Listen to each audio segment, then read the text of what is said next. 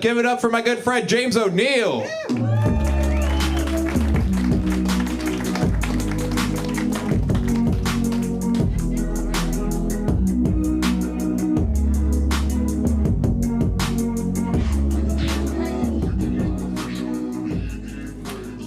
What's up, dudes? Hey. So I got myself a job for my 37th birthday this year. Good for new jobs, right? I was working at this call center for like 9 years, and I was like, I gotta get up out of here. So I quit that cold turkey, and I got a job at the school district. Yeah, because somebody's got to indoctrinate these kids. Like, what these kids they need is more indoctrination. But I got my job at a job fair. I'd never been to one before, but I was working at a corporate job, so I had all this PTO saved up, and I was like, screw it, let's go. I'm gonna go get paid to get another job. Yeah, and it worked. Yeah, and I dressed up nice. I wore my nice, black jeans. I wore a button up and my fuck me Vans. Like, I was ready. But I later found out, like, the job that I was gonna apply for wasn't actually, like, interviewing at this job fair, but, like, the custodians were. And I was the first one to walk through that door as they opened up everything, and all of a sudden I started feeling all these, like, eyes on me. And the custodians, they looked at me hard, and they wanted me, like, bad. Yeah, it was great. And then I had to like walk over to them and see what their vibe was about, right? And the first guy looked at me and he was like, hey man, have you ever considered being a custodian? And I was like, no. Yeah. And he tried to sell it. He was like, we get paid the most, we work the most days out of the year, and we have the most upward mobility. And I was like, that sounds dope. And he's like, we can interview you right now. And I was like, let's do it. Like, I want to get this interview so I can just do it for fun, So this other guy takes me to the back.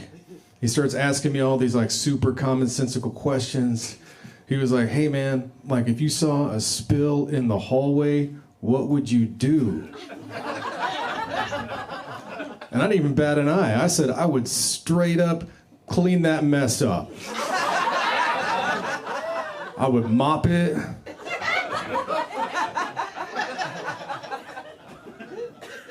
And he started writing excitedly in his clipboard. He's like, this guy, he's a genius. He wanted to hire me right there.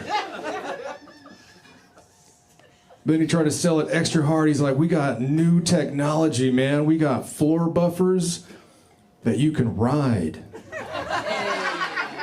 Yeah, man, I was excited. I was like, that sounds dope. And I was like, maybe I'll apply. Like, what do I have to lose? Except for my dignity, But then he told me, like, if I got the job, the hours that I'd be working. And I was like, that sounds less dope.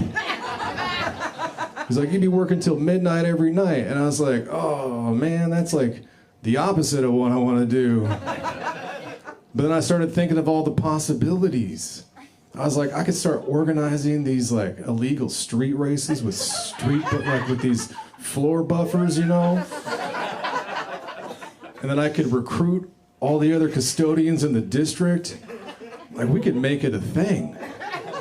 Plus, all the best crime happens at midnight. I got hired on at a middle school, and I work with like a bunch of 8th graders, and they say the craziest stuff.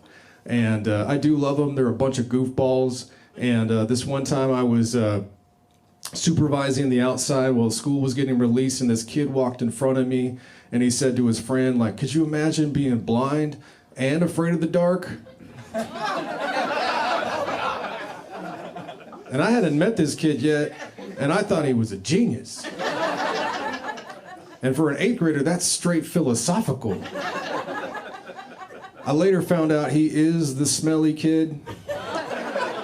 Yeah, but I give him all the credit. This kid's going places, mostly to the 8th grade again. Yeah, probably.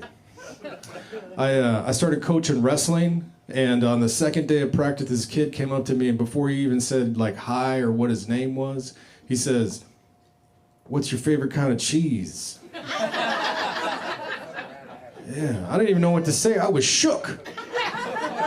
And like before I could think of anything, he just walked away. I haven't even learned this kid's name yet. For the last 2 months, I've just been calling him Cheddar. Yeah. And I can't wait for like an actual wrestling match where I can just be on the side of the mat just coaching him and yelling things at him like, "Get him, Cheddar! Sweep the leg, Cheddar!" But what I found out is like Cheddar melts under pressure. Yeah. The thing is, he can't take the heat. He just melts like butter.